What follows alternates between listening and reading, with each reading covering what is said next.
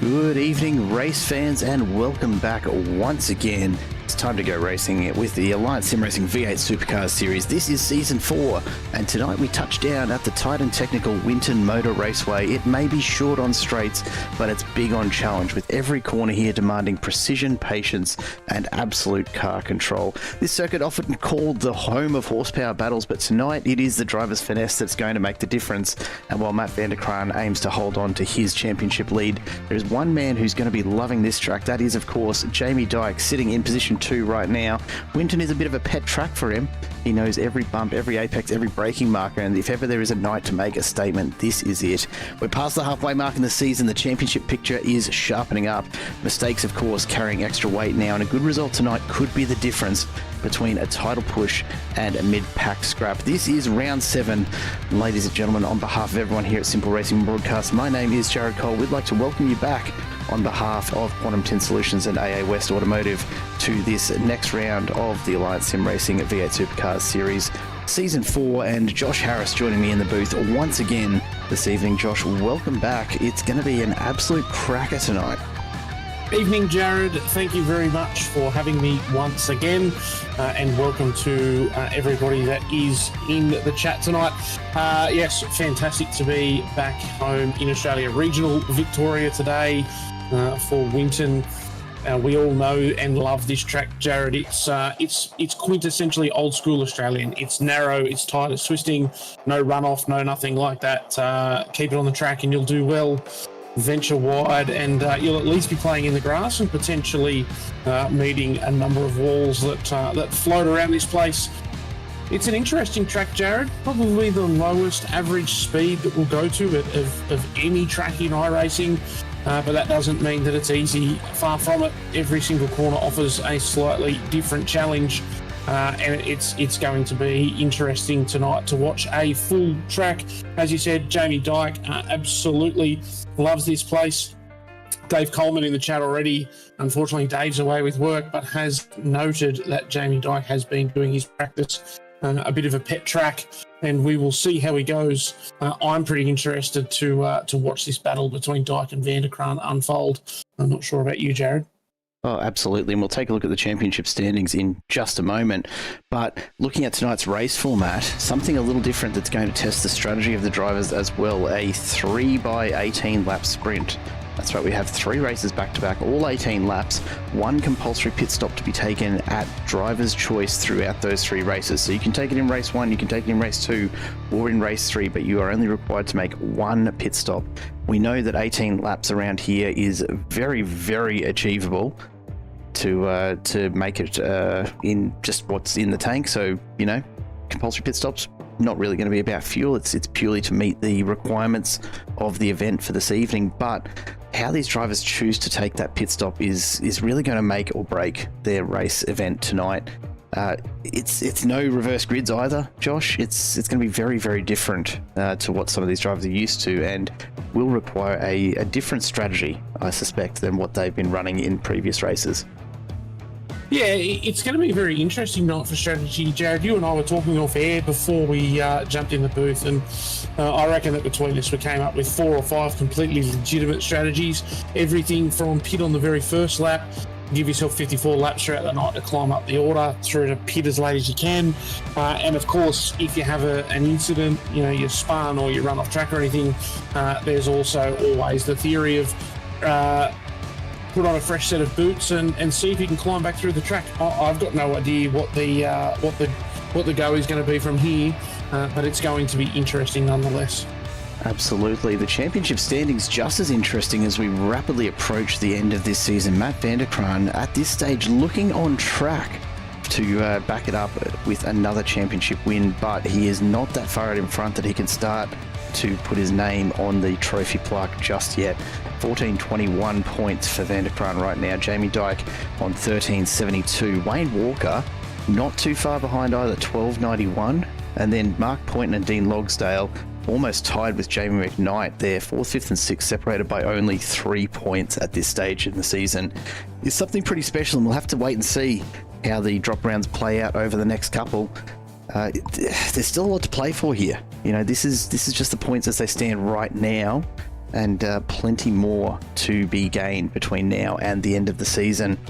I don't think Van der Kraan's going to have an easy run by any stretch of the imagination. We know that Jamie Dyke has highlighted not only Winton as a favourite track for him, but indeed all of the tracks yet to come this season. So in terms of a season schedule that is set up to favour a strong finish for him, this is about the best he could ask for and probably represents his best opportunity to get back into this championship race. Qualifying has been going on in the background as we've been talking through this. We are not far at all away from having a bit of a chat about the grid for this evening's race. And I don't know about you, Josh, but to see, that top 11 all over 1,000 points already, but such little variation in some of those positions. We talk about only 3-4 points separating 4th and 6th, but then you take a look at 7th through to 10th, all separated by 24 points, if my maths is any good. There's not a lot in it for some of the minor placings as well, so still plenty to fight for out on track, and as always, we expect to see really solid battles right throughout this pack. Yeah, absolutely. Plenty to play for at every single race left tonight, Jared. Every point counts. And if you want to know how hard it's going to be for these guys to get anywhere, the top 21 cars tonight separated by less than a second. So it is tight on track, and it's going to be an interesting race tonight. There's no doubt about that. Absolutely. As we take a look at the grid for race number 1, Wayne Walker takes pole. Scott Gamble right on his tail. So Gamble finding his form and perhaps a little bit of a favourite here at Winton as well. Dean Logsdale and Jamie Dyke on the second row. Then Michael Stewart and Mark Poynton, followed by Alex Kiedis and Brian Minogue. Damien Cairns and Jamie McKnight rounding out the top 10, with Matt Van der Kraan starting in 11th alongside Damon Fisher in 12th for race number 1 here this evening. We go forward, Stephen Varga and John Latham go backwards even. 13th and 14th, row 7. That's not back to the front at all, Josh. Mick Clifton and Andrew Hoffman in row 8. Jim Caperonis and James Hardy behind them, ahead of Lorne McKee and Scott McCune rounding out the 20, with Peter Sattler and Todd Martin just behind them. Simon Farrington and Peter Latham in 23rd and 24th respectively, with Michael Power and Troy Sippel behind them. Johnny Rowe and Andrew Johnston 27th and 28th ahead of David Logsdale and Craig Rose, with Dylan Sippel and Rick Vigar on the back row. Tim Nicol, your safety car driver for this evening. Hopefully not too much call for him again this week. Let's get down to the grid and get ready to go racing here. The drivers starting to make their way onto the circuit, and look, it's anyone's guess at this point really, Josh, isn't it? It is. A couple of key names there that probably didn't qualify where they wanted to. Dyke proclaimed that this was a pet track and ended up on the second row. Matt Van der Kraan outside the top 10.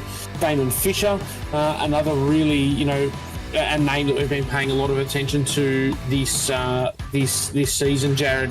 All those sorts of names outside the top 10 and really to look forward, to look for as they move forward. Like I said, 21 cars separated by 0.92 of a second.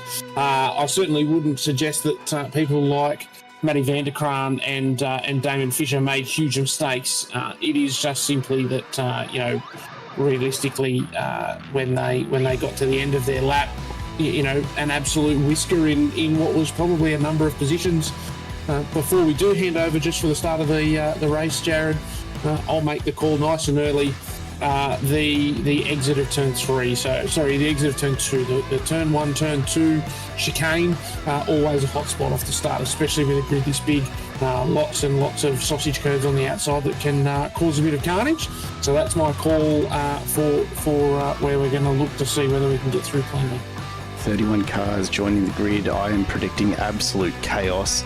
And look, honestly, it's not great for the drivers, but we love to see a little bit of excitement early on. It would be nice to make it through at lap 1 without a safety car, but let's see what we can do. Starters orders are in. We are going racing just as soon as these lights are out. The revs rise. Wayne Walker on the front row alongside Scott Gamble, and they are away. Walker and Gamble, a fantastic launch. Jamie Dyke not far behind.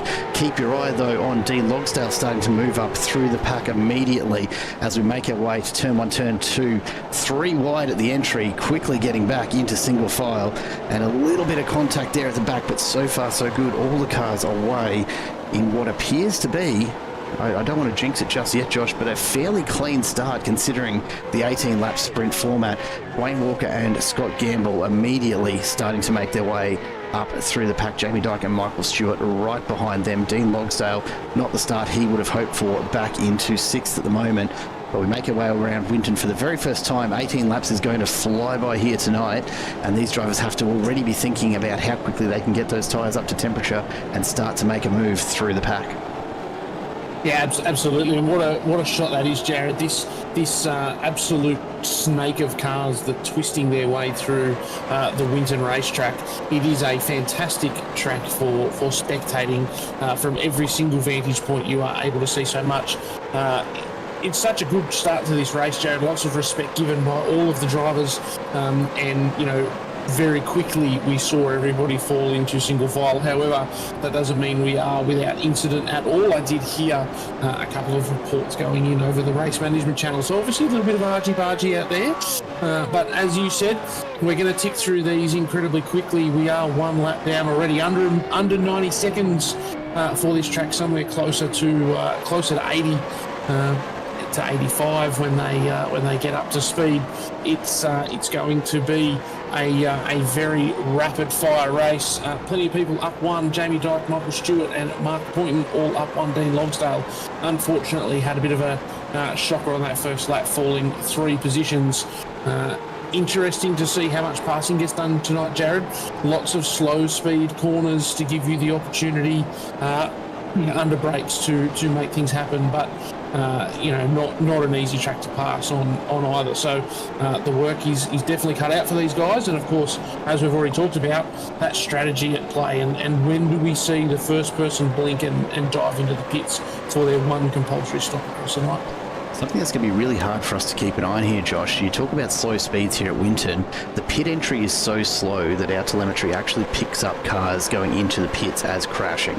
That's how slow they're going on the way in. James Hardy and Lorne McKee have just taken their compulsory pit stop right off the bat. And for a moment I thought they'd both crashed out because they do have to slow down so much to take that final pit corner.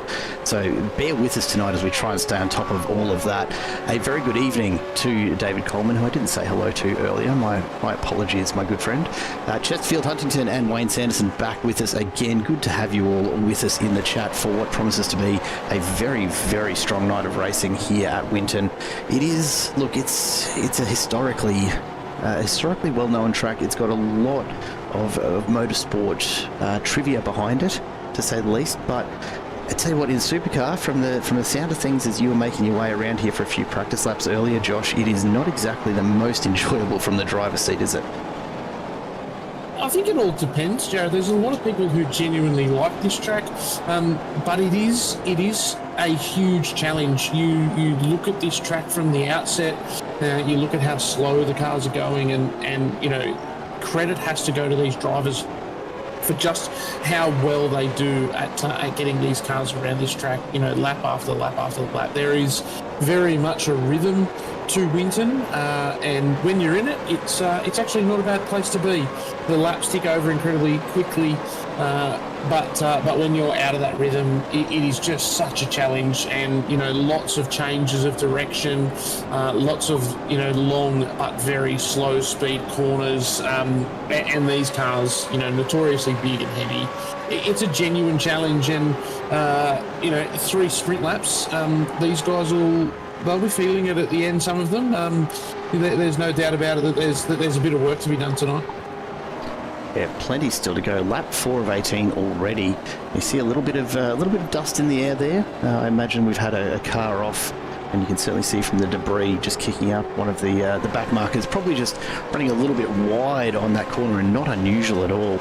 It is such a tough track to be genuinely quick at, and when you look at how close together these cars are all lapping at the moment, it's not hard to see why. We've got almost the entire field through the first 16 at 122 or less.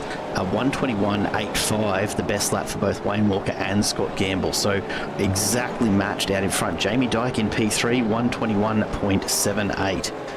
So look, it's for a pet track, there's not a lot in it, even for someone who we know absolutely loves this place. As we see John Latham right on the tail of Mick Clifton as they make their way around Winton once again.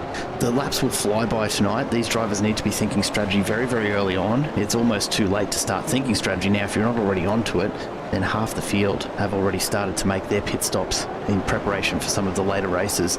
And I'll be honest, I don't envy the stewards in trying to keep up with who has and hasn't made their compulsory pit stop here tonight, Josh. We're going to have a hell of a time, but we'll just have to play it by ear. Yeah, absolutely. If I was a better commentator and certainly a better, shotgun rider to you, I would probably be keeping track, but I'm not. That horse is probably already bolted. So we're going to wing it. And we're going to see how we go. What I can say is that there's been plenty of people in already. So that strategy of, taking medicine very, very early in the night and spend 50 odd laps just climbing back through the field is definitely one that's been considered by a couple of people who maybe weren't happy with their initial position. And then for everyone else, it's just head down and get the best result that they can in this lap. You made the point, Jared, how quickly we go through the laps as we see Todd there. Martin's around with Simon Farrington. Yeah, and so easy to do here, Jared. Every time that corner, Josh. Every time. It is deceptive, that corner. You get a run on the car behind and the car in front, and you think that you can just stick your nose in there, but the door inevitably slams closed. And as we do see there, Farrington takes liberty of redressing that position. He knew that was a mistake, and it's far better to get your head down and get back about racing and try and win that position back on merit rather than taking a significant penalty. What I was going to say, Jared, just noting how quick these laps go. We talk about frequently when we visit Winton, we talk about how slow this track is, but for us in commentary and for our drivers, there is just no rest. Every single place that you look, there's something going on. It's hairpin turn after hairpin turn after hairpin turn. The longest straight is only a couple of seconds. As a driver, you hardly get a chance to have a bit of a look at what the race is doing around you, think about strategy, and you're back in the braking zone for the very next corner. And of course, that translates through to us commentating. Jared, we just think that we're going to get a break because they're on a straight, and we can think about some interesting things to see and talk about, and inevitably we're back in a series of corners and frantically trying to call the action, because when you've got 30 odd cars on this track, the action is going to be aplenty. I'll cast your eye, Jared, to our totem pole there last week at Barber Motorsport Park. It didn't take long, and we saw plenty of gaps, well over a second. And in fact, by the midpoint of the races, really every single car had more than a second in between it.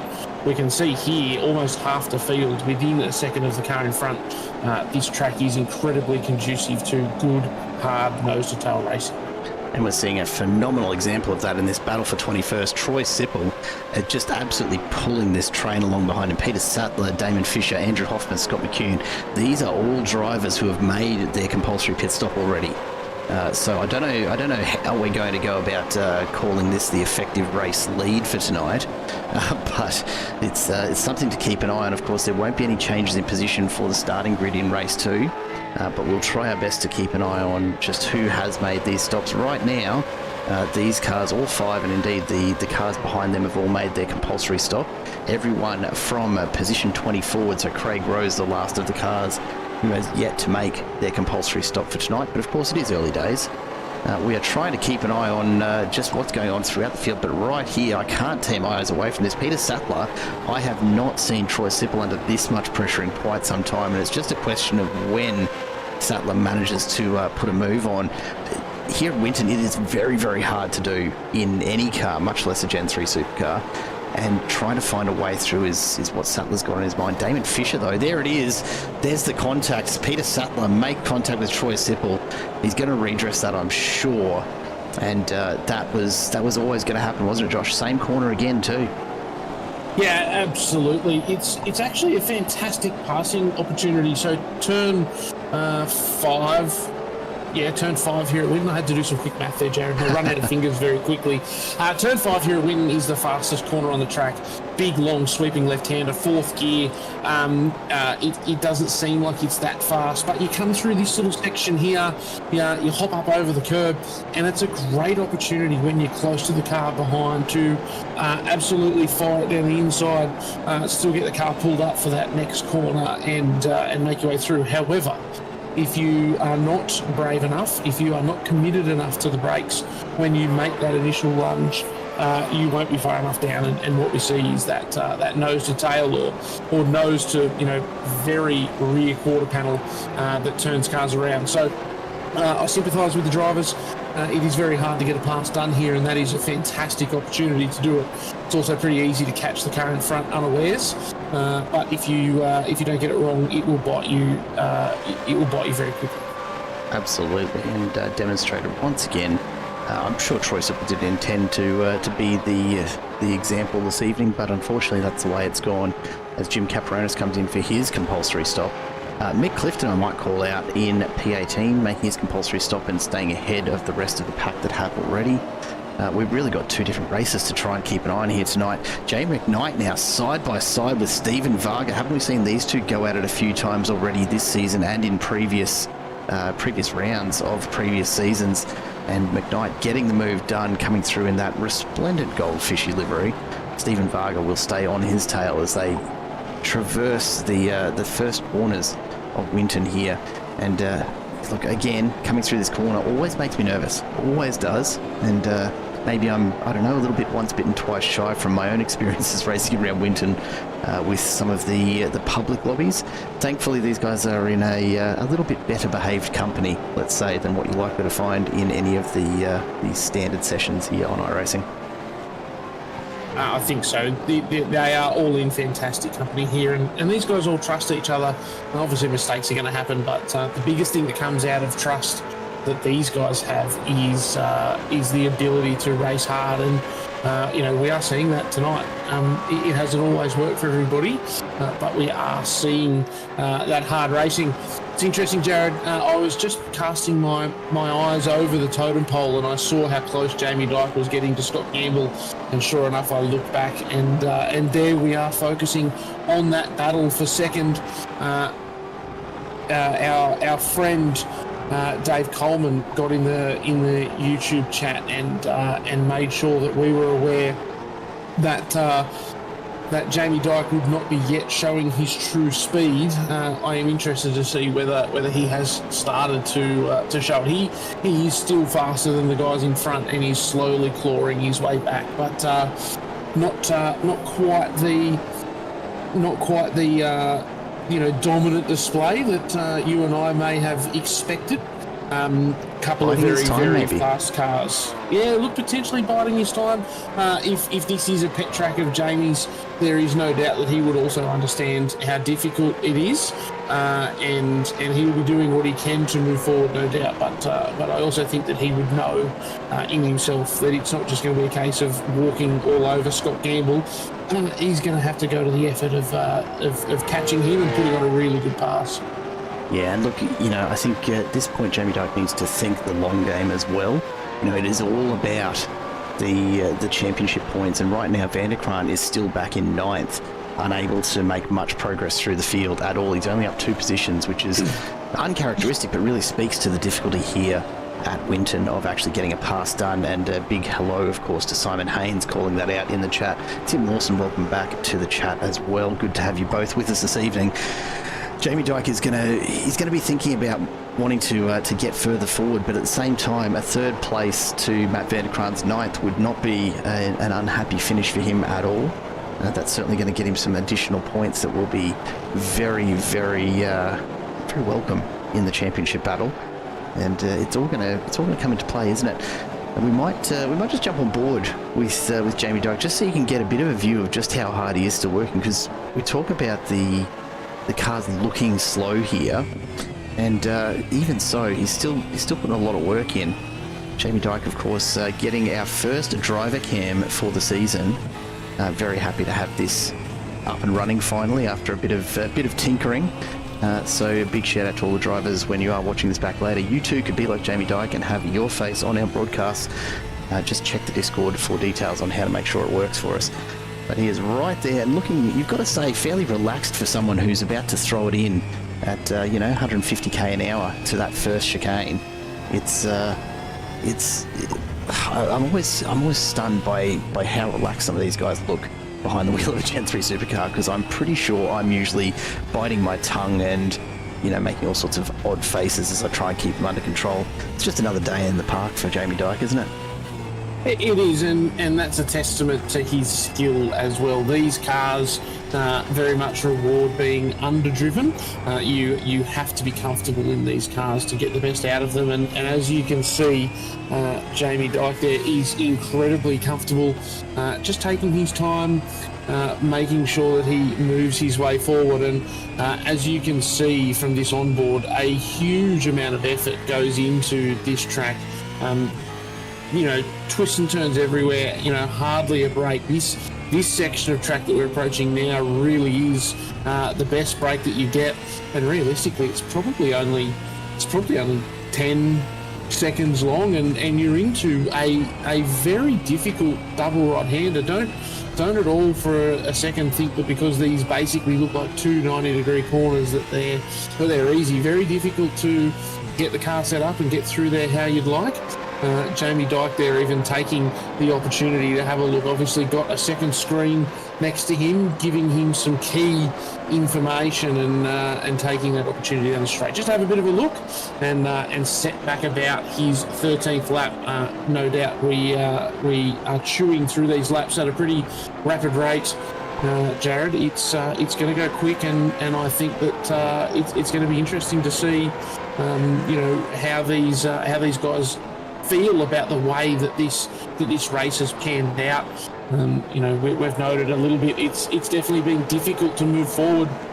We see names like Farrington and Todd Martin having moved up 13 and 10 spots across the race. I think that a lot of that will have been through people pitting in this first race, but once you get into the top 10, very, very little movement across the field. Absolutely. In fact, the unusual thing to look for is actually those who have pitted and haven't lost any position. Matt Vanderkrant is one of those. He's just come out from his compulsory pit stop, so that's something to keep in mind for the next two races. Vanderkrant has completed his compulsory pit stop, currently sitting in P11 with about 5 laps to go. That could play in his favour as the front 10 yet to make their stops. Here comes Jamie Dyke taking a big look up the inside to turn 1. He's not going to throw it in there, but just a bit of a warning to Scott Gamble that Jamie Dyke ready to get a bit of a move on. That was a slower lap from Gamble, a 1:23, the first time we've seen him drop into the 23s for quite some time. Jamie Dyke still running in the mid-22s, and more importantly, Jamie Dyke continuing to lap faster than Wayne Walker.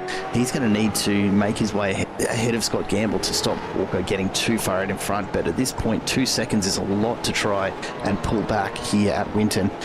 Take a look just in the background though as Michael Stewart, Mark Point and Dean Logsdale come through immediately behind them. This battle's been raging for lap upon lap upon lap, with no one able to break this little group up, and as it stands, I can't see it changing a huge deal between now and the end of this race. But stranger things have happened, especially here at Winton. It does throw up some pretty epic moments from time to time that we don't quite expect coming.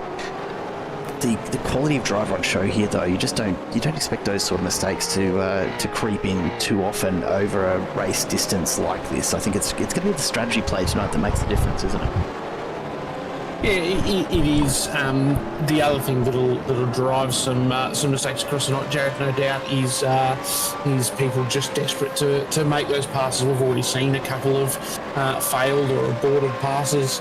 And having that level head is going to be important. I can say though, Jared, my iRacing just runs quietly in the background, allowing me to keep an eye on a few things, listening to race control, etc. And that battle for fourth has been on my screen quite a bit. I am tracked in on iRacing's view of the most exciting things on track, and I'm not often getting away from that. Jared, those three guys have been absolutely locked together. for the entirety of the race, it seems.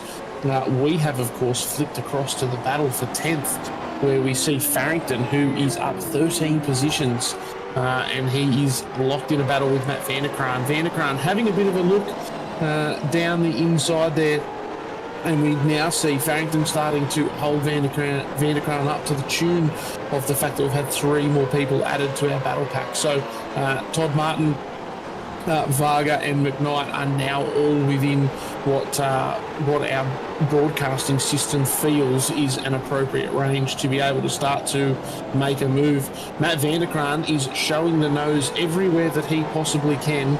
I'm not 100% sure, Jared, that he thinks he's got the ability to dive down the inside, but he is very happy to be filling up those wing mirrors of the Mustang in front, in the hopes that an unforced error is made. And as I say that, Vanderkraan, a very authoritative move, fires it down the inside.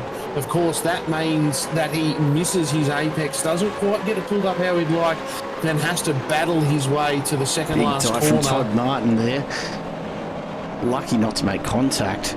There might have been just a little bit of a rub that's pushed Simon Farrington wide, and now Martin drops back. He's side by side with Stephen Varga. The 2 teammates need to be careful here not to take each other out. But Josh, that was a big move from Vanderkraan, and I think Todd Martin was really hoping to go with him. But as it stands, he's going to be stuck behind Farrington now and will need to find his own way past this. Gives Vanderkraan a chance to just extend a little from the likes of Varga and Jay McKnight, who we know have the pace to carry with him. And as we say that, Todd Martin goes very, very wide, ends up off the track, and unfortunately drops out of this battle pack. Yeah, and no doubt Matt Vanderkraan would be pretty happy about the fact that Todd Martin tried to come through with him. It instantly opened up the gap to Farrington, so he's now got close to a second. He's also had a pit stop, so I'm not sure that he would have taken tyres, but his medicine has been consumed for this race, and he is out the front and looking, or he's certainly out the front of those who have pitted, and he is looking to spend the rest of the evening moving forward as he would want to minimise any damage of Jamie Dyke being up there in podium contention. Absolutely. I wanted to catch a bit of this battle going on, though. It's the 2 Sipple entries. Troy Sipple desperately trying to hold off his son Dylan, as Dylan looks for a way past at every opportunity. He's been right on the tail here. They may be teammates, but I guarantee that Dylan is having a few words to his dad as they make their way around, because he's been all over him for the last few corners. He wants to get through. The battle for 23rd, just as fierce as that up the front of the pack. And I don't imagine that Troy will be making it easy on him at this stage. They do need to just keep an eye, though, in the background on Lon McKee, who's carrying a bit of damage, but is slowly but surely just closing that gap as these guys battle it out. We'll jump forward, though, to Simon Farrington again, because he's under pressure now from Stephen Varga. So, look, it hasn't taken long at all for Vargas to catch up and just start to get into the rhythm behind Farrington. He'll be looking to make the move past and hopefully reel Matt Vanderkraan in a little. At this stage, though, final lap for Wayne Walker. He's just crossed the line. We'll jump forward because Jamie Dyke and Scott Gamble still going at it. Jamie Dyke playing a very, very patient game here. I've got to think that he's not going to do anything too rash at this point. It can't be worth it, surely, on the final lap of the first race tonight. No, I think that he's playing a bit of a safe game now. He's been within 3 to 4 tenths for so many laps now that I think that if he was going to make a move that he would have done it. However, watch him make an absolute mockery of my commentating now that I have put together a proposal and put my opinion on the line, and there is still, of course, the potential that he's looking at this as a last-ditch effort to grab a couple of extra points. But I think that we all know Jamie Dyke is a pretty consummate professional, and I'm really not expecting to see him do anything too outlandish at this point. No, and I think it's a good spot for him to be sitting as well, right? Wayne Walker and Scott Gamble both very, very quick as we get set to see Wayne Walker coming around to finish this one off. The last of the back markers coming through, and race 1 will come to a close. Wayne Walker taking the win as Scott Gamble manages to hold off Jamie Dyke. Jamie Dyke finds himself in a really, really solid position for the next couple of races. He's got to take his compulsory pit stop at some point, but he'll be starting from a position where he can watch Wayne Walker and Scott Gamble and decide when to pit based on their actions. It's not necessarily a bad place to be for him, is it? And it's just nice to accumulate points. Wayne Walker and Scott Gamble, probably not as much in championship contention as Jamie. They're, certainly Wayne Walker's been having some fantastic races, but I think that Jamie would be pretty happy with the points gained, seeing Van der Kraan down in 10th and far less concerned about Wayne and Scott finishing in front of him. As we keep our eye on some of the close finishes, Farrington, Varga and McKnight all very, very close together. Scott McCune making a last-ditch effort to get past Damon Fisher. He's going to take the run to the line, but I don't think he's quite going to get there. Nothing in it at the end. And, unfortunately not able to improve his position here in race number 1. But Wayne Walker taking the win in race 1. Still 2 more of these to go. And it will be very, very interesting to see how it all plays out. Now, something to keep an eye on as we think about the races yet to come. Matt Van der Kraan will be starting in 10th for race number 2, and he has made his compulsory pit stop. So keep your eyes on that as we get ready to go racing once again. We just wait for the drivers to get themselves sorted. We'll be back on the grid basically straight away for race number 2. We do have a short warm-up time here, I believe, in between, so it'll give us an opportunity, thankfully, to just take a bit of a look at the results. And here is how it looks. Wayne Walker out in front of Scott Gamble and Jamie Dyke and Michael Stewart, with Mark Poynton in 5th, Dean Logsdale in 6th. Then Brian Minogue, Alex Kiddis and John Latham ahead of Matt Van der Kraan, your top 10. Not an ordinary sort of field, and you can really see the difference that the pit stops have made for those who did take them. Van der Kraan being 44 seconds back. On any other night, Josh, you'd be looking at that going, geez, something's gone very, very wrong there. Yeah,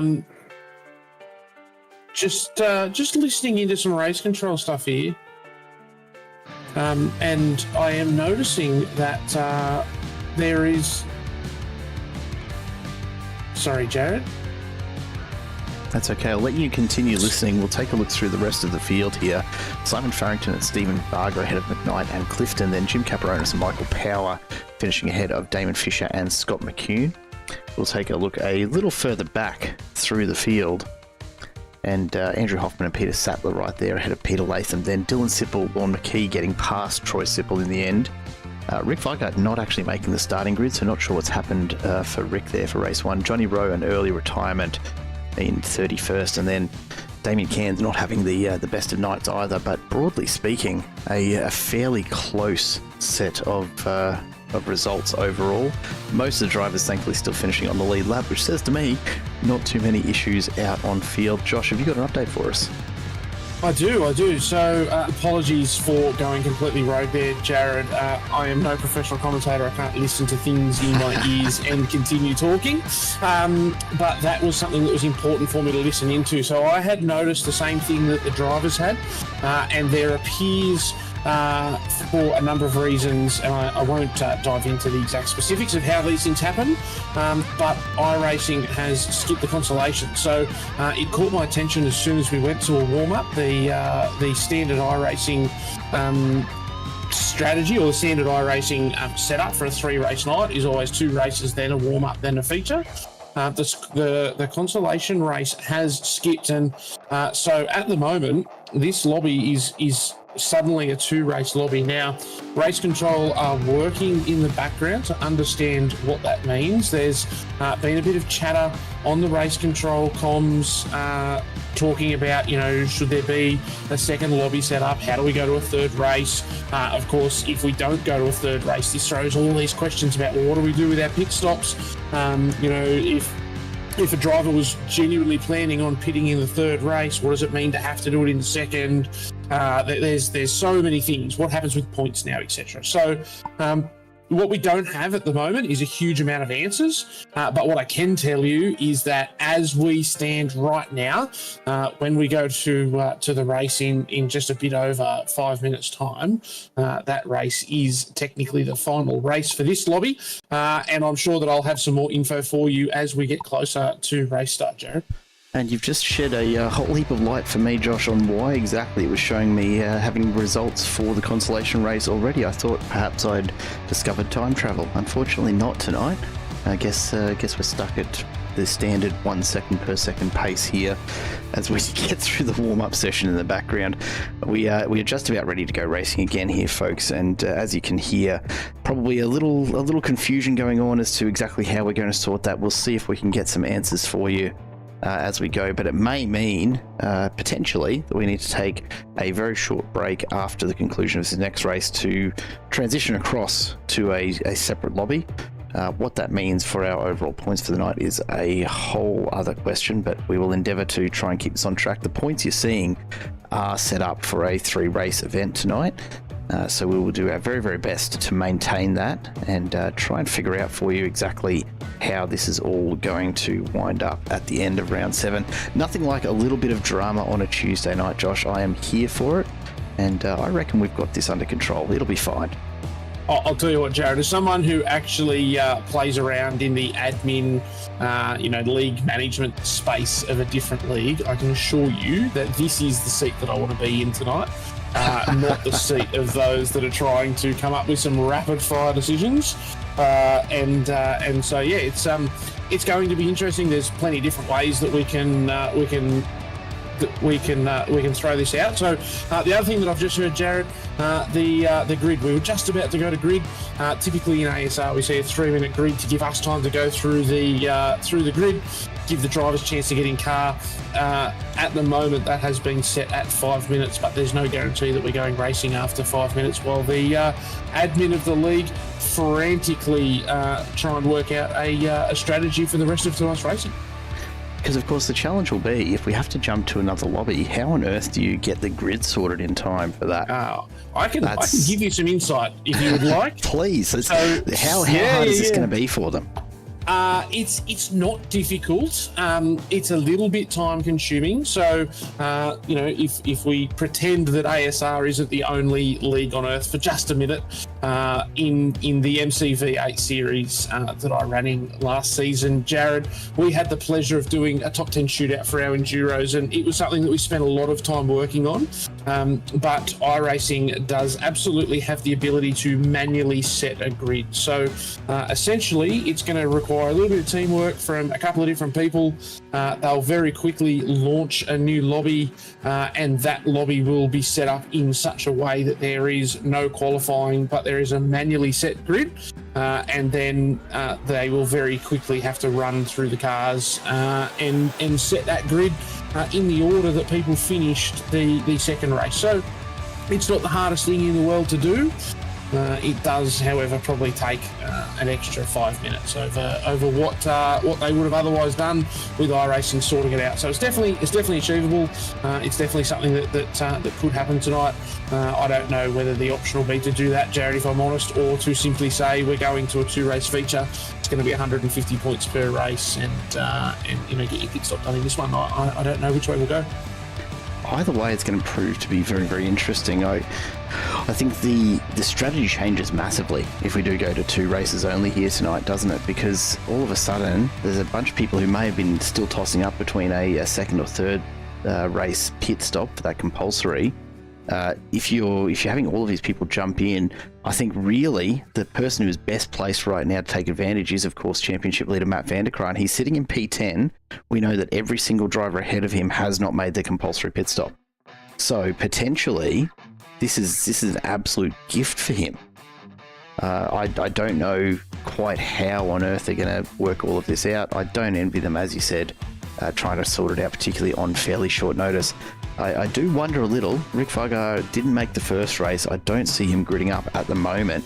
I wonder if there's some phone calls going in to him to say, hey, if you're not racing, can you get on and just get this all set up and sorted out, ready to go, so that they can jump into it as quickly as possible. We'll do everything we can to stay on top of the updates from this end as well. and I will probably ask Josh to just do what he can to keep relaying info as we hear it across race radio as well. But for now, we are getting set for race number 2 for this evening. Another 18 laps. This may be the last race. It may not be. We will find out at some stage in about 18 laps plus a couple of minutes' time, Josh. Yeah, so while you were just going through that, Jared, race control was on the radio, so it is confirmed. We are moving to a 2-race evening. This will be the final race of the night, and the 1 compulsory pit stop rule stands. So we are moving into what is the final race of the night, and every car that didn't take their stop in race 1 is now forced to take it in race 2. I am not sure that there'll be a series of particularly happy people, would probably be the nice way to say it, Jared. I think that this is going to cause some concern amongst the drivers and probably a few people that are frustrated at this outcome. Yeah, it's interesting, right? Because you look at this grid for the finishing times of race number 1. Matt van der Krum was 44 seconds back at the end of race 1, which if this was a contiguous race of, what do we say, 54 laps in total we were originally talking about. If it was a 54-lap race, then him being 44 seconds back would work out pretty nicely as Wayne and Scott and Jamie up front all took their pit stops. As it stands, though, he is only a matter of a couple of seconds behind them on the grid, and so he is really, really well placed to take full advantage of this, as those front 9 do need to take their pit stops. So, look, it's hard to believe that Matt van der Krum is not going to come away very, very nicely from race number 2 here. The question is, where will Jamie Dyke end up as a result of having to take this compulsory pit stop? And how is that going to look in terms of the championship standings at the end of it? We're getting ready to go racing. We'll go down to the grid because we should be just about under starters orders. Here we go, ladies and gents. The green flag waved at the back of the pack. We wait for the lights once again. Keep your eyes on Wayne Walker and Scott Gamble on the front row once more. A great start from Scott Gamble. Also Wayne Walker, though, absolutely firing off the line. And van der Krum as well immediately jumps away to a huge start. Mark Point and Dean Logsdale swapping positions. We are through turn 1, a little bit of argy-bargy there. Looks like Jamie Dyke maybe getting just a little bit of a touch-up by one of the other cars on the way through that chicane. But this is going to be frantic, this 18 laps, knowing what we are now facing in terms of tonight's race format, Josh. It's going to be a very, very different race to what these drivers had probably intended in terms of the pace and the intensity of racing we're about to see. Yeah, absolutely, and just keep your eyes firmly fixed on Scotty Gamble, who had a definite move, Jared. It was very early. It was very early. He got it pulled up again. iRacing can be a fickle beast as to when it hands out penalties for jump start. So I absolutely wouldn't be surprised to see this go either way, but do keep an eye out for Scotty Gamble to come firing into the pits to serve a penalty as opposed to a CPS. Interesting need to change up the strategy tonight, Jared, for the guys at the front, and of course I think there that goes Gamble into pits. You are absolutely correct. I will do my best, Jared, to keep an eye on him and see whether that is a drive-through or another version of a pit stop.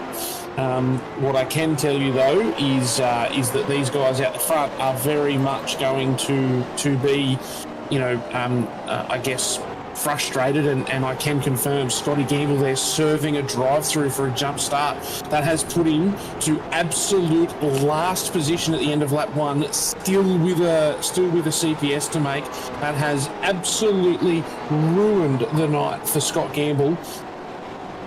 He will not recover from that, Jared. Absolutely will not recover.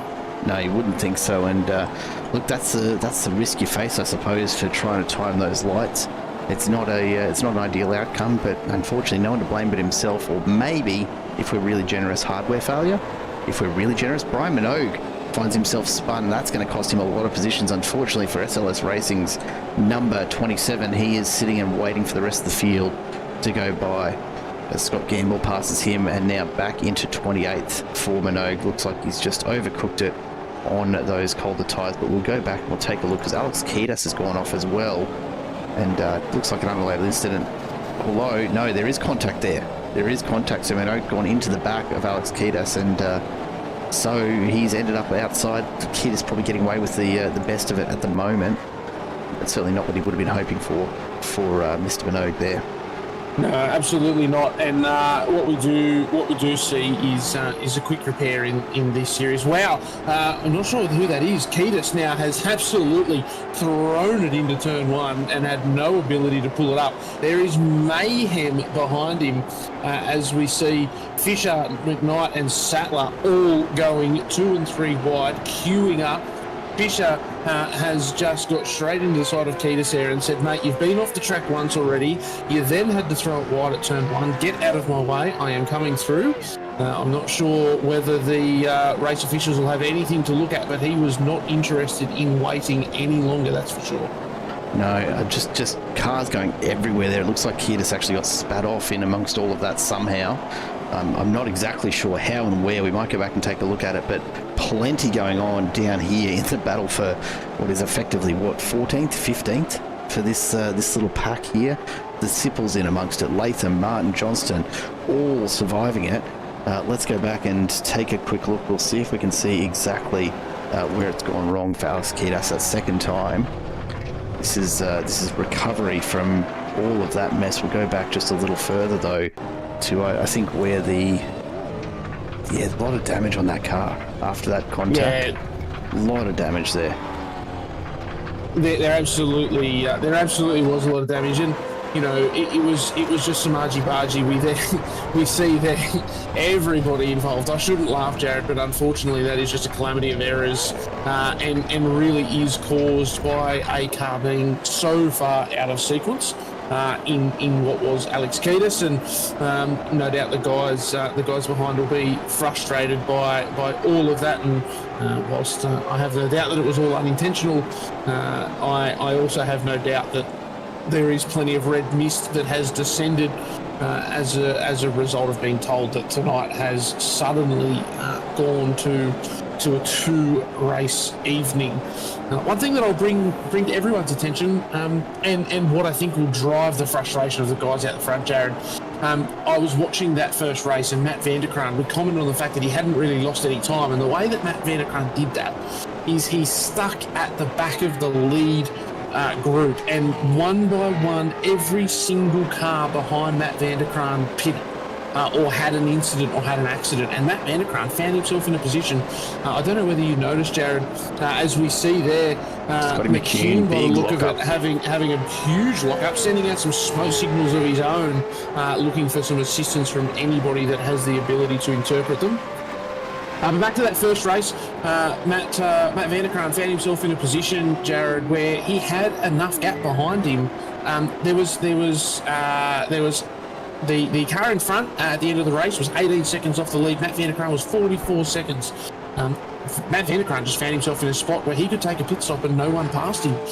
Unfortunately, the guys in front of Vanderkraan at the start of this race have all kind of been robbed of that. There's no one behind those guys left to take pit, so they are going to have to take their medicine. They are going to come out mid-pack, and they're going to have to get to fighting. And I'm just not sure that we've seen the last of this drama. No doubt we'll keep people updated next week with exactly what happens, but just my spidey senses, call them, Jared, are absolutely tingling. And if I was a driver who was at the front of this pack and had built a strategy around a three-race evening, and then suddenly found myself only with 2, I would be frustrated. Is the word that I'll use. Absolutely. As we jump back up front, Mark Poynton doing his best to put some distance between himself and the likes of Matt Vanderkraan, but Wayne Walker, Jamie Dyke, Michael Stewart, Mark Poynton and Dean Logsdale, your front 5 all still need to take that compulsory pit stop, and there is Vanderkraan just rounding that chicane in the background, so not a lot of distance between them at all. Vanderkraan at this point, look, he's not the quickest on track. Now, the question is going to be, is that Vanderkraan just taking it easy to make sure he stays in this race, or is he perhaps just not a fan of Winton? I'm not really sure. If anyone out there in the chat knows whether or not Vanderkraan has a soft spot for this place, or perhaps a little more of a distaste for it than we are aware. But he's certainly not been in terms of outright pace, as quick as we'd usually expect to see him. Very, very close there from Dean Logsdale. He wants to get moving past point and feels like he's starting to get held up through some of these corners. Van der Kraan, look, may just be biding his time, knowing that these drivers need to come in for their pit stop. But at the same time, he's got no real reason to rush through anyway at this stage. No matter what happens here, if Jamie Dyke needs to take that pit stop, then they're effectively going to have their positions reversed. Jamie Dyke's going to have to really work his butt off to get back up through the rankings and try and end up with a similar points gap at the end of this race as he had over Van der Kraan in race 1. And that's just to keep the championship where it was coming into the start of this round. Yeah, Jared, I think that the only strategy to play here for the guys at front now is to pit on the very last lap, or at the end of the second last lap. And the reason for that is that the longer this race goes on, the bigger the spread of the grid is, and so therefore the less positions that they lose. If you pit now, you end up buried in the pack, and we've seen how hard it is to pass here. Of course, the potential for a safety car makes that a little risky. But I think that what we'll see here is the guys out front absolutely bolting to see how much gap they can put on as many people as possible. And if we do currently look, I don't know the exact transit time, Jared, but it's going to be somewhere in the vicinity of 30-odd seconds. John Latham in 21st, he's currently 34 seconds off the lead. So, we are looking at a huge imposition on the guys at the front, but I expect that they'll continue to run it out. Hopefully they can get that gap out to 30-odd seconds for, maybe the back end of the top 10, maybe even, somewhere around 13th, 14th, 15th, and get that stop done and dive in. But if you think that the guys at the front were pushing last race, this race they are absolutely going to be doing everything they can. And for Matt Van der Kraan, he's sort of in a beautiful position where, he's got 5 seconds on Varga behind him. As long as he's within 30-odd seconds of the leader, Jared, Matt Van der Kraan has not a single thing to worry about. And if I was him, I would have the window down, my favourite tunes on, maybe even a sneaky little elbow up on the window, and just out for a summer's afternoon drive, to be honest. You reckon there's a decent sound system in these Gen 3 supercars? I don't know. I feel like that might be unnecessary weight.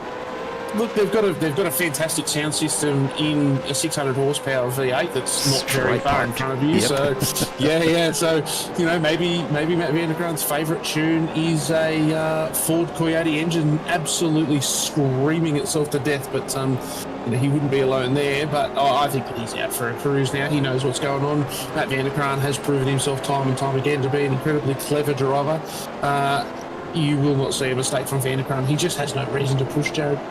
That said, his last lap at 1:22.86, so he's definitely got some pace. He's not pushing the 21s of Wayne Walker and Jamie Dyke out in front, but he's not that far off that it's really going to make a huge amount of difference for him, I suspect, over the course of this 18 laps.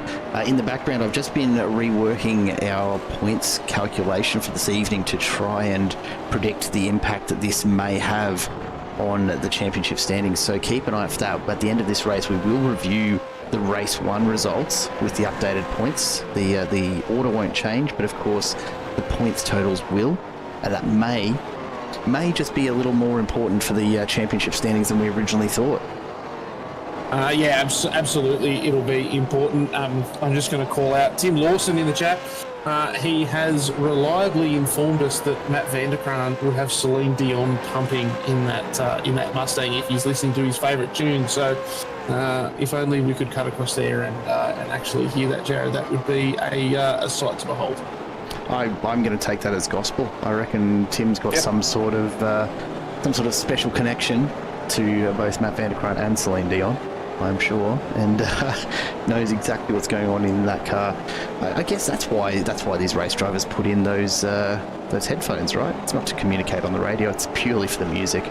And Van der Kraan so right now. Van der Kraan listening to "My Heart Will Go On repeat. On repeat, just over On repeat, and over just one and song over again. over and over again. Oh, you've just described my own personal hell. Thank you so much, Mr. Harris. I really needed that for this evening. As we take a look at the battle for third continuing, Michael Stewart sitting pretty comfortably right now. Some good points on offer here, but again, he's going to have to take his compulsory pit stop. It is getting hard to keep a track on who has and hasn't had their pit stops. The main one we're watching, of course, Matt Vanderkraan right here, not too far off the back of that earlier group. He is all on his own, enjoying a reasonably comfortable drive right now. As we've said, plenty of space behind him to Stephen Varga, almost 6 seconds back, and only a few seconds ahead to Dean Logsdale. The question now is when will Wayne and Jamie out in front decide to make the move and actually come in and serve their pit stop? We're just over halfway through this second race, and not much time left for them to get it done. I don't mind Simon Haynes, his suggestion in the chat, a random safety car to limit the unplanned damage of that compulsory pit stop. I mean, that wouldn't be an awful idea, I suppose, would it? Yeah. Look, I understand Simon's perspective, and I understand how it can be a good idea, but gee, it feels like manufacturing a result. And I know that the guys out the front have been impacted, but I don't know. At the end of the day, everyone else did take their medicine in the first race, and I think that the genuine controversy around it is that out of our two championship combatants, and yes, you know, the guys in third, fourth and fifth are pretty close, but you know, we are seeing this emerging two-horse race.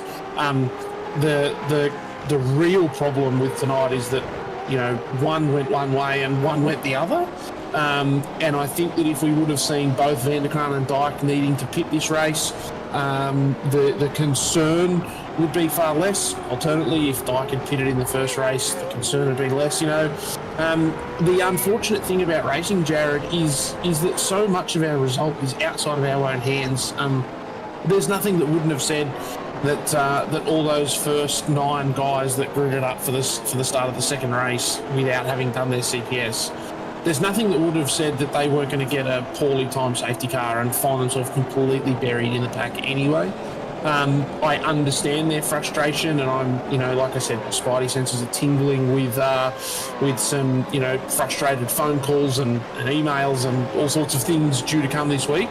But you know, I'm still a genuine motorsport enthusiast at heart, and you know, manufacturing results with safety cars is never something that has sat well with me.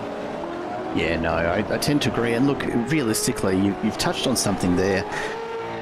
There's not actually that much difference in the scheme of things. I think, like, yeah, sure, the points are slightly different than what we were probably expecting for these first 2 races, but they're not, you know, we're not now talking all of a sudden doubling or tripling the points that each race is worth. Now, let's assume we still had a 3-race scenario, right? And we continue on as we are for the next 6 laps to finish off this second sprint race, and Vanderkraan finishes in 6th and Jamie Dyke finishes in 2nd, not having taken his pit stop. Then we're faced with the same situation in race 3, where Vanderkraan, you know, starts from a couple of positions closer to Jamie Dyke, and Jamie Dyke still needs to take his pit stop in race 3, and so still ends up somewhere further down the field. It's not perfect, but I actually don't think it's that much worse the more I think about it. Sure, Vanderkraan's had a huge advantage by taking his pit stop and finishing up race 1 and then starting, you know, on the grid, obviously not 44 seconds back, but how is that any different to anyone who was going to take the pit stop here in race 2? It's the same kind of deal, right? Yeah, look, it is. The difference, Jared, comes in the fact that if you would have taken your pit stop in race 2, you had all of race 3 to recover. Or if you were going to take your pit stop in race 3, then you had race 2 to get good points. And, you know, at the end of the day, the argument is solely grounded in the fact that everyone had their strategy taken off them. And that's the only part where it becomes an issue. So I'm not suggesting, you know, that I understand how the race officials came to the decision that they made. I'm not sure that there was many better options. I also sympathise with the guys in first through to ninth at the start of this race. They are going to be dirty with the fact that it got taken off them. Their strategy and their choice got taken off them. There'll be plenty of people on both sides of the fence that either feel, if I'm Matt Vanderkran, I think that this is a pretty fair outcome, and I've probably got the exact same argument that you do, Jared, that, it's probably how it would have resulted anyway. If I'm Jamie Dyke, then I am absolutely 100% of the opinion that that this race, I had everything taken off me. I was unfairly advantaged, and the points need to be scrapped. Yeah, and look, by the same token, right, Jamie Dyke's finishing position of P3 in race 1 is worth 50% more points in the championship race than it was previously as well. So, yeah, look, we won't let that get in the way. No. It is, and it's just going to depend on what side of the fence you're big on. Moment, Scott McCune cops a hit from Dylan Sippel, on the way through there. McCune just losing it through that second to last corner, and he finds himself dropping through the order. Sorry to cut you off there, Josh, but a big moment for McCune, and he is somewhere in the infield trying desperately to recover right now. He's done some interesting gymnastics there with that Gen 3 supercar to end up out in the infield, but he's back up and running there. Unfortunately, he fell foul of the problem of overheated rear tyres. So a huge slide at the second to last corner, overheated the rear tyres, and when he got to the last corner, there was just no grip, even the little bit of grip that he wanted with those cars around. The car just couldn't deliver. The final point I'll make on tonight's issues, Jared, is that your opinion, no matter who you are in this field, your opinion as to what should have or shouldn't have happened will absolutely depend on what side of the fence that you're sitting on. I think that both sides have merit. And we're just going to have to wait and see what the umpire says at the end of the day. I don't think anyone here is in the right or the wrong. I can sympathise with both sides of the argument, and I have to be honest, as a driver, I would be having the exact same arguments if I was a driver in this race, no matter which side I was on as well. Absolutely, and look, maybe for a little bit of insight, we're actually joined by Tim Nicol from the race stewarding team. Tim, how are you this evening, mate? Yeah, good, thanks, fellas. I just thought I'd quickly pop in. It's a rough one for you tonight up there in race control. I'll tell you what, we are not envious of you at all this evening, mate. That is a rough deal, but iRacing does these things sometimes, doesn't it? Yeah, that's okay. We're just going to put it down to that it's a Rick Viger jinx, seeing he's joined us tonight. So, when the league owner wants to come in and fiddle, this is what happens. But yeah, I just wanted to pop in and let you guys know, if you didn't know, that we are only having a 2-heat race tonight. So yes. Mate, it has really consumed the most of this race. Actually, Josh and I before the broadcast were talking about how Winton, for such a difficult track and such a complicated track, often doesn't deliver a great deal of excitement because it is such a hard one to get passes done on. You end up often with some processional racing, and it can be a little hard here in the commentary booth to come up with stuff to talk about while people try to put a move on. But iRacing gods have delivered. We've had nothing but stuff to talk about for the entirety of this second race here tonight. From a race control perspective, any major concerns, anything that we should be expecting to have perhaps an update on for next round that you want us to be aware of now, or do we just hang in there and see how this all plays out over the last lap and a half that we've still got? Yeah, I think just how this plays out. I think some feedback for the league. We'll do a little bit of testing before we try some new things and make sure that they don't we don't have any hiccups into the future.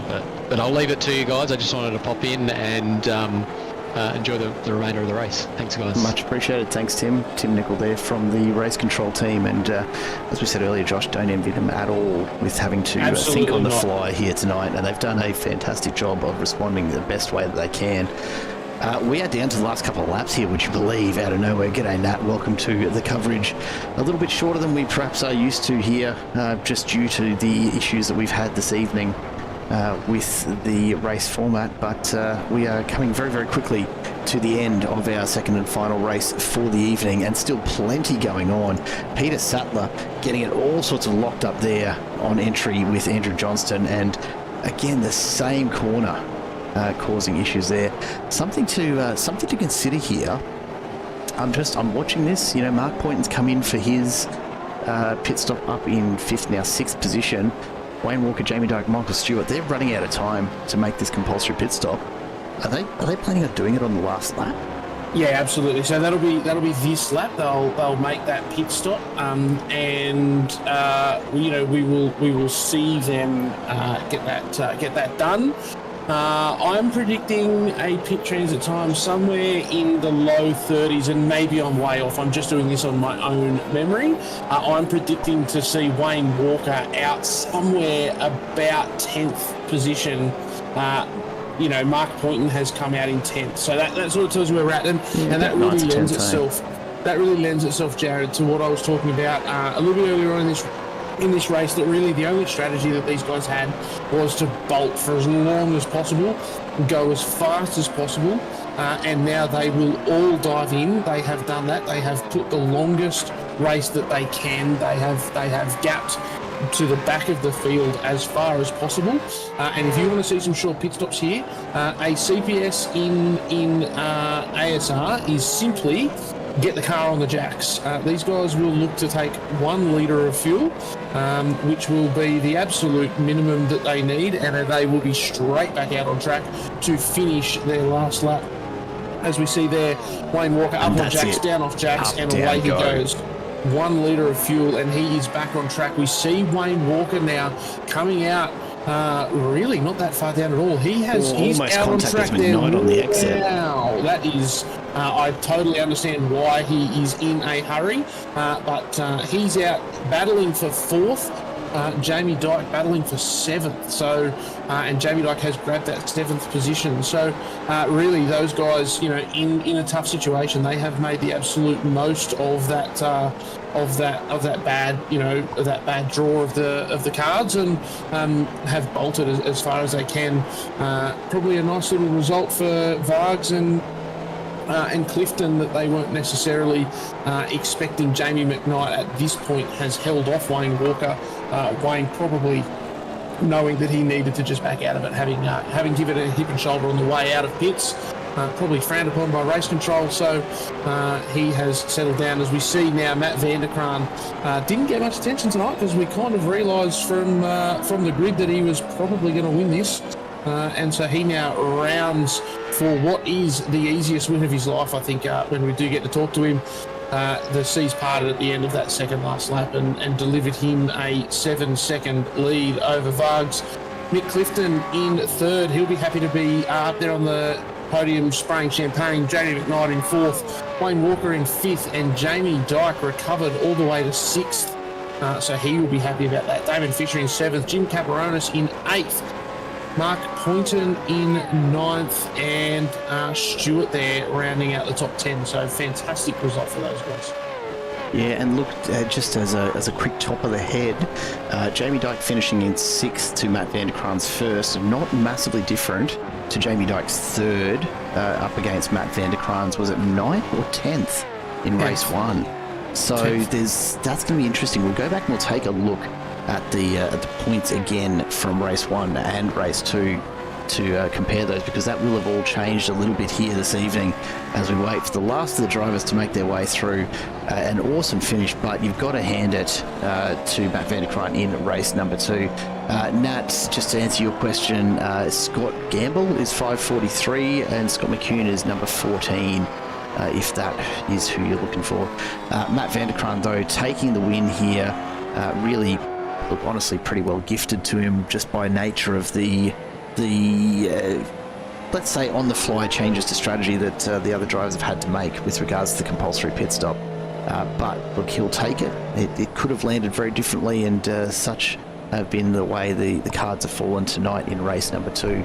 We'll look to have a chat to him shortly and try and keep it, look, more or less on task as we do take a look at that. But let's go to the results here first of all and see if we do have some updated points. So this is the results for heat number 1.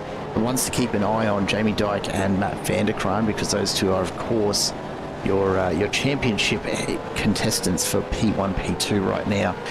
So some difference in the points for sure. Matt Vanderkraan in 10th, getting 110 points to Jamie Dyke's 135, so 25 points the difference there. If we go to our feature race, which has just concluded, this is how it looks. Matt Vanderkraan takes 150 points Jamie Dyke 122. So if I'm not mistaken, 28 points the difference. I think Jamie Dyke's coming out just ahead for this round, but geez, there's not much in it after all is said and done there. That'll be the other way round. So Matt Vanderkraan, 3 additional points. For there you go. See, this is why you can't have me. That's why you can't have me doing maths on the fly at all. Josh, thank you for the correction there. We've got a few people to chat to. We might start off though with Wayne Walker, who of course took out the first race there. And Wayne, welcome to the chat. Tell you what, an interesting night all around, but made a very, very solid drive for you across both those races. Super consistent and a really good chunk of points for your championship title. How are you feeling after those couple of sprints? Yeah, that was a good night. Race one with Scott and Jamie behind me. It was like I couldn't sort of make a mistake at all, or they'd be right back on me. But yeah, to win in front of those two was good. And then second race, always knew I had to pit and some other cars didn't, so I tried to go as long as I could for the field to sort of spread out, so I could sort of come back in a bit higher up. And yeah, 5th place after doing a pit stop, that was pretty good. Yeah, can't argue with that at all. We've got a bunch of different people to talk to here tonight, but mate, a good round all over for you. Anyone you'd like to thank before we let you get back to having a chat with the team and trying to figure out what next after round 7? Yeah, just to my team, Accelerate Sim Racing, all the guys there, the league as well, all the admin. Wouldn't be possible without you guys. The broadcast as well. You're always doing an amazing job. And our sponsors, Abbey Timber, Primal Wheels, Box and Lock Narang, and Modern Deck. Well, there you go, Wayne. A solid drive, as we said, across both races tonight. We'll take a look at the championship points a little later on as we get through having a bit of a conversation with a few people we've got waiting in the green room. So take a break, take a well-earned drink, and tune into the broadcast to get an update on where it's all standing by our reckoning, hey? Thank you. Too easy. Wayne Walker there, the winner for race 1. Let's see what we can do to figure out who we're talking to first here, Josh. I think we'll start with Mick Clifton finishing up P3 in race 2. Mick, have we got you there, mate? Yeah. Mick, welcome to the booth, first of all. P3 can't be too upset with coming away with that in race number 2, hey? No, very, very happy with that. I thought I was battling Vargs for 3rd, but someone else must have pitted.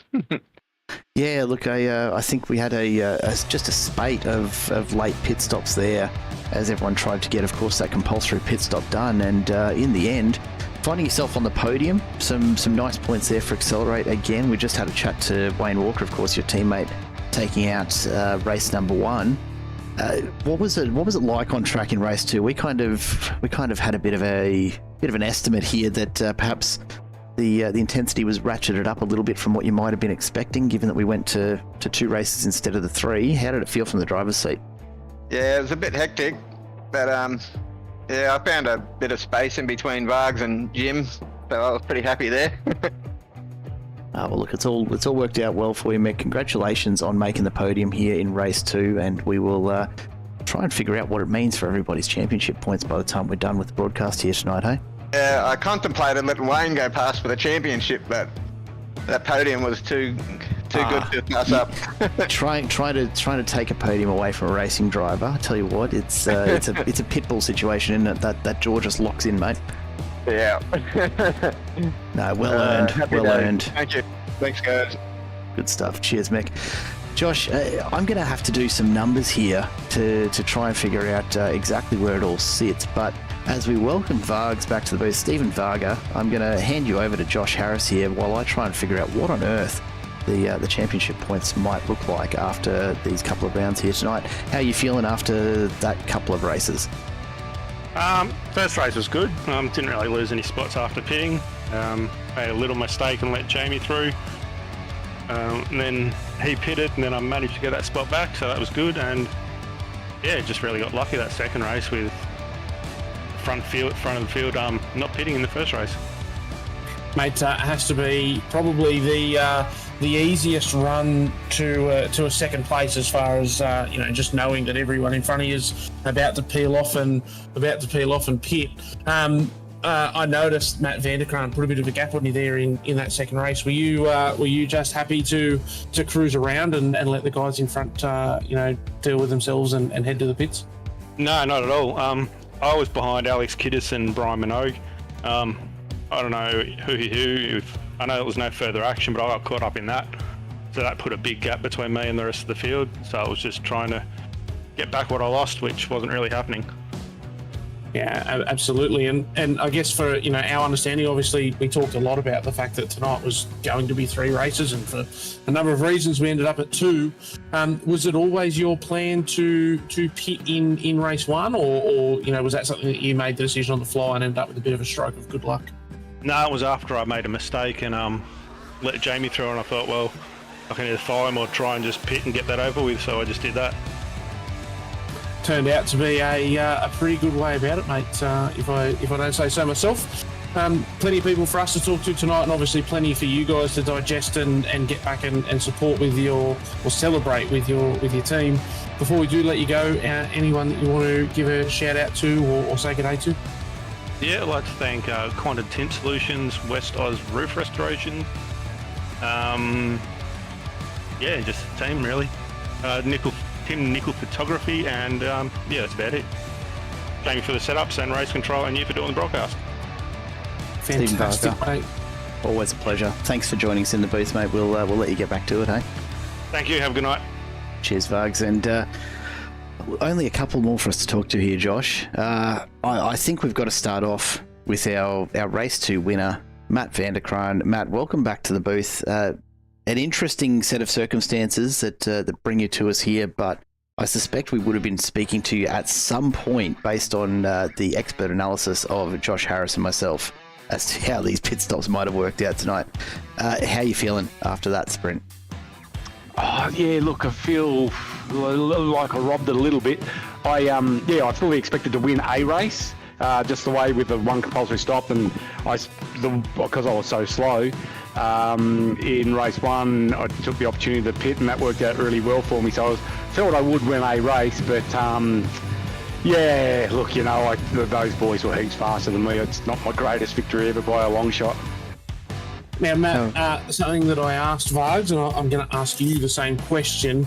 Obviously, pitting in in race 1 turned out to be a masterstroke for a number of reasons. Was that always your plan, or was it simply because you weren't happy with where you're at and just made a decision on the fly?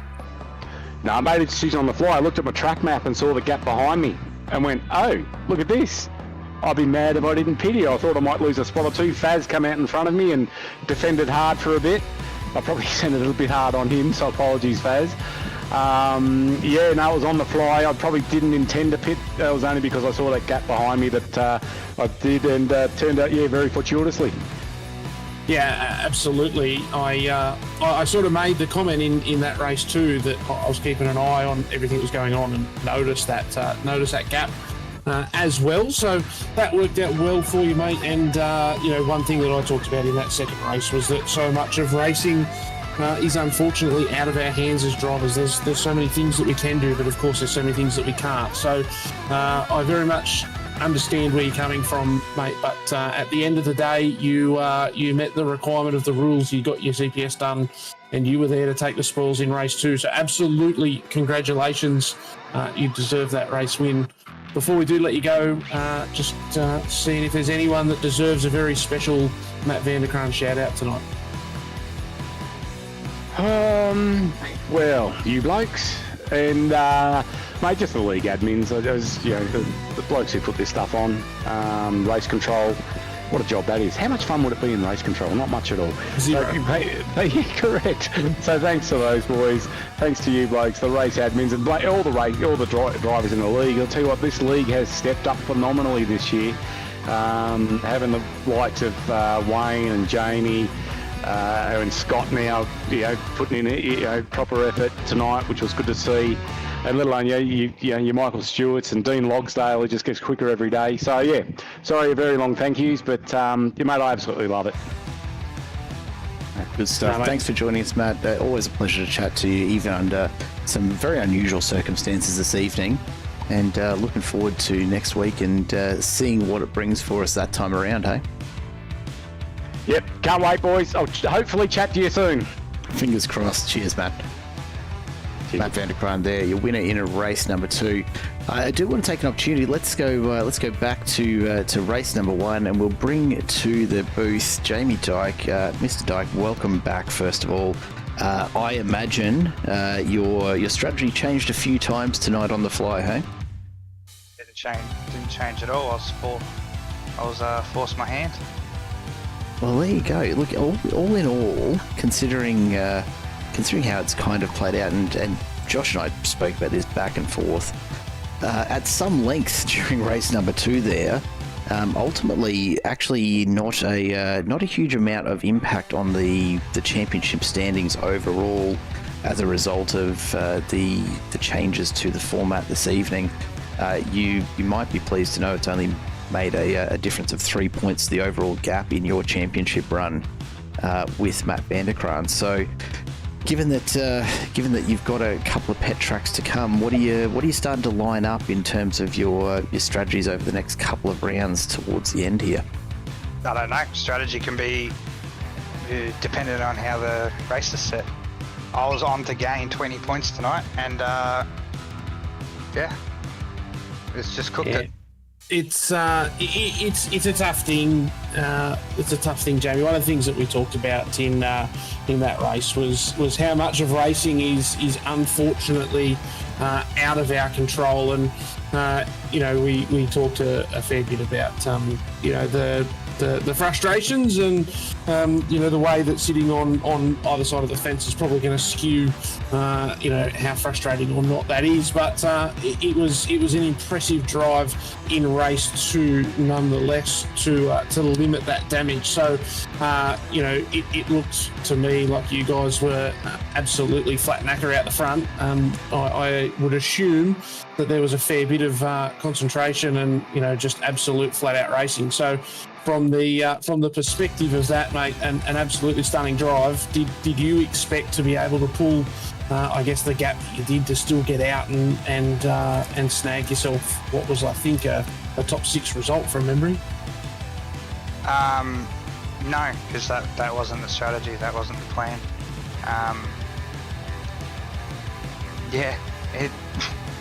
It all went up. I was meant to finish that race P2. And race Wayne into turn 1, race 3. That was the plan. And then I was gonna box lap 1. Well, mate, it's tough luck. We can hear the disappointment and frustration in your voice, no doubt about it. Before we do let you get back and debrief that with the rest of your crew and just work through everything that happened tonight, anyone that you want to give a bit of a big Fishy Motorsports hello to? Yeah, I'll give a shout out to McKnight. He did awesome, and there was a lot of teamwork and camaraderie in the Discord. And Kenny Ladder, shout out to him. We did a lot of practice, and I think across the week I was the fastest car in practice in every session I did, and it's just unfortunate it went the way it went. I couldn't show it, but it is what it is. Unfortunately, mate, that's motorsport. We wish you all the very best. I have no doubt that we will be chatting to you again very soon. A lot for you guys to decompress on tonight. So we will let you get back to your team. Thank you very much for joining us, and can't wait to have a chat to you, no doubt, very soon. Thanks, mate. Have a good night, boys. Cheers, Jamie. Yeah, you can certainly hear it, Coach Josh. It's thrown a few of our drivers for a bit of a loop here this evening, but the way that we've seen them all recover and make the best of it, it really does just speak to the professionalism and the resilience of these drivers in adapting on the fly to some very unexpected changes. it's one of those things you see in racing generally with things like change of weather rather than complete change of race formats. But you've got to play the cards you're dealt sometimes, and all of the drivers here tonight have done exactly that. We take a look at the championship standings here that we've had on screen for a little while, but let's have a quick chat about those, Josh. Matt Vanderkraan and Jamie Dyke remain locked at the top of the table. Only 52 points in it still, so still plenty to go across the next 3 rounds. Wayne Walker continues to get closer. Mark Poynton, Dean Logsdale and Jamie McKnight all still very, very close together there. And then a few moves from 7th back. Of course, this is all provisional points before any penalties or post-race investigations, and also before further drop rounds are calculated. But still not decided with 3 rounds to go by any stretch, is it, Josh? No, absolutely not. There's plenty of racing still to come, and some of it at some tracks that really are, I guess, incident-prone places like Daytona that we've still got to go to. It's so easy at Daytona to have a small incident, find yourself out of the tow, and just not be able to move forward at all. So, very much still open. The guys have drop rounds available to them all the way through to the final round. It's only the final round that's not eligible for a drop. So, no doubt these guys are still a lot to race for, Jared. It's still up in the air. Obviously, as I said throughout the race, there's a little bit of a 2-horse race starting to appear, but the speed that Wayne Walker in particular has showed in the last few weeks shows that he is only one bad round for Jamie Dyke and Matt Vanderkraan away from swooping in here and stealing it. I'm not prepared yet to call it. I'm pretty sure that you're not. If you want to know how this plays out, be here on a Tuesday night to watch the racing at ASR, because it's going to go all the way down to the wire. Absolutely it is. Let's see if we can wrap this all up for you this evening. And look, if you thought Winton was going to be a tactical chess match, you were absolutely right, until a mid-race format change has completely flipped the script. It's changing, it's caught teams and drivers off guard, and it's turned some carefully crafted strategies into a bit of scrambled guesswork. We saw some of the most composed drivers in the field forced to improvise on the fly, but amid all of that, a few rows above the madness adapted in real time and took advantage of a couple of the opportunities there. Jamie Dyke probably a little disappointed with the outcome, coming in with some high hopes here at one of his favourite circuits, but others who took that gamble early with the pit stop in race 1 reaped some rewards. Others, well, look, they'll be wondering what could have been if not for the twist in the tail this evening. Winton, as always, has delivered drama not just from the track, but from the timing screens and pit walls as well. And as we leave round 7 behind tonight, the championship story got just a little more complicated, and we have only 3 rounds left to figure out how this season is going to look at the end of all of the racing. We'd like to thank you very much for joining us tonight on behalf of Alliance Sim Racing, Quantum Tint Solutions, and of course AA West Automotive, with the support of 24/7 Sim Services and Nicol Photography. From Josh and myself here at Simple Racing Broadcast, we'd like to thank you, of course, for sticking with us right through this evening's racing. This has been Alliance Sim Racing's V8 Supercars Series Season 4, where anything can happen, and tonight it absolutely did. Until next round, do take care of yourselves. We will see you again in just a week's time. But for now, it is goodbye from the booth.